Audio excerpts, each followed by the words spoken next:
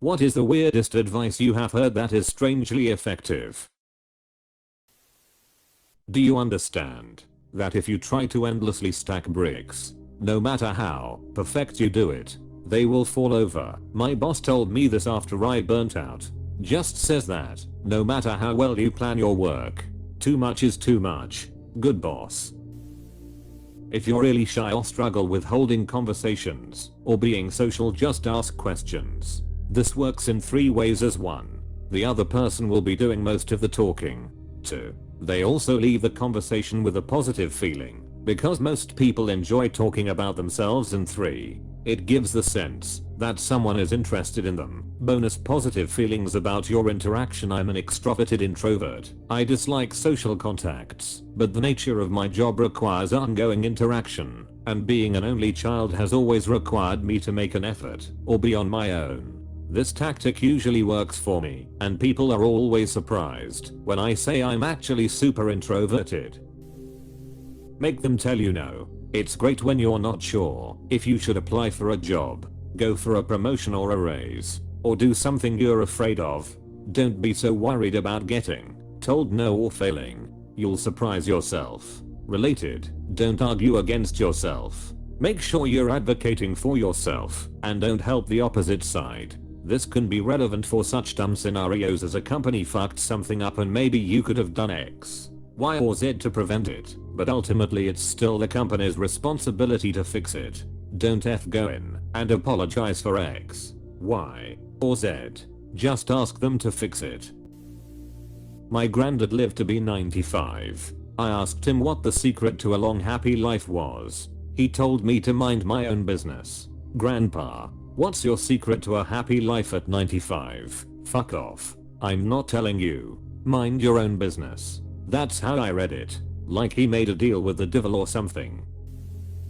If you sit quietly while everyone else fucks up, you're going to win big. John Oliver. I've gotten multiple jobs and school opportunities by just doing my work and not being a loud moron. One of my axioms is that you don't have to be perfect. You just have to let everyone be worse than you.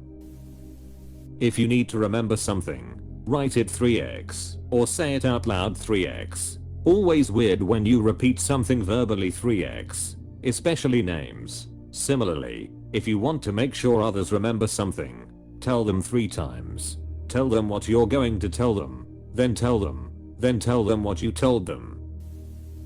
If looking for something in a low light environment, try to use your peripheral vision.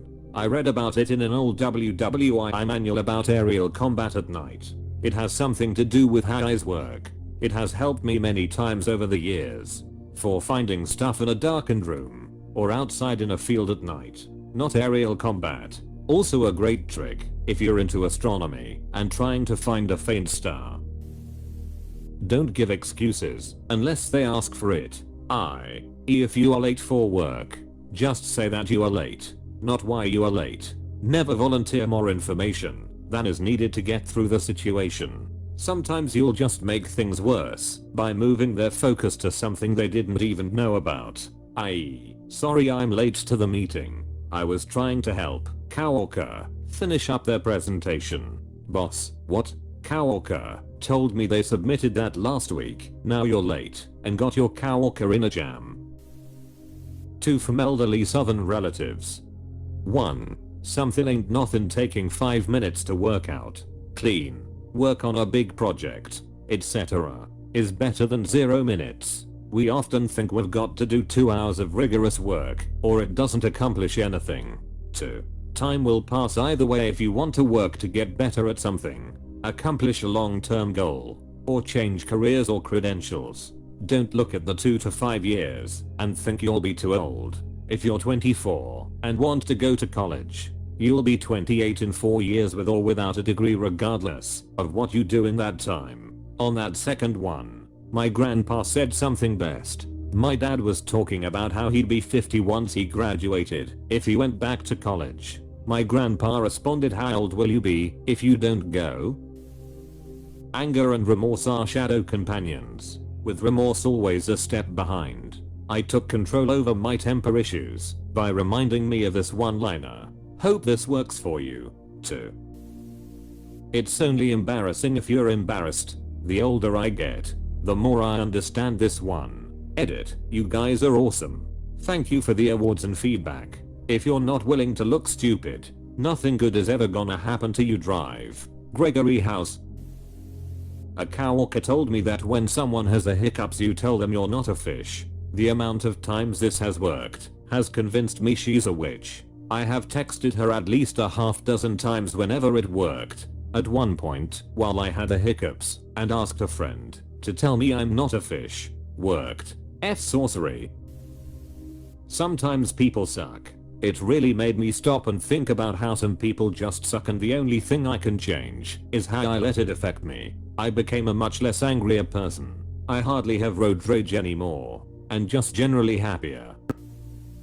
Fail quickly, as in, if your plan may not succeed, better to find out next week than next year. Helped me quit a suffocating job and dig into my own business 10/10. I've learned this after becoming a father. Not because I'm failing parenting, but because I watch kids fail some more and then succeed. It's amazing how shamelessly and effortless they fail and keep going.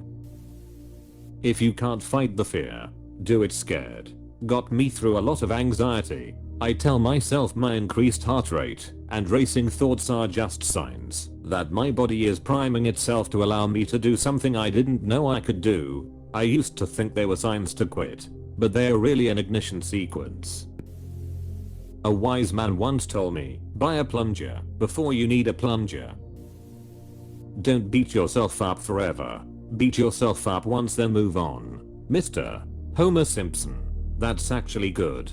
My favorite Homerism is just because I don't care doesn't mean I don't understand.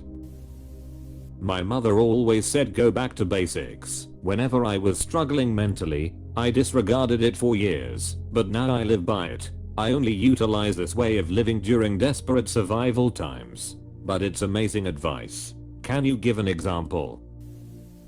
If you want to buy something, wait 24 hours, and if you still want to buy it afterwards, then buy it. This has really cut my impulse buying down, and has made saving money extremely easy. Personally, I calculate the item based on hours needed to work and try to visualize if me working those hours for it is worth it. Edit. I just want to mention I have OCD, so the waiting 24 hours thing did not work for me. Sometimes you have to find the method that works for you.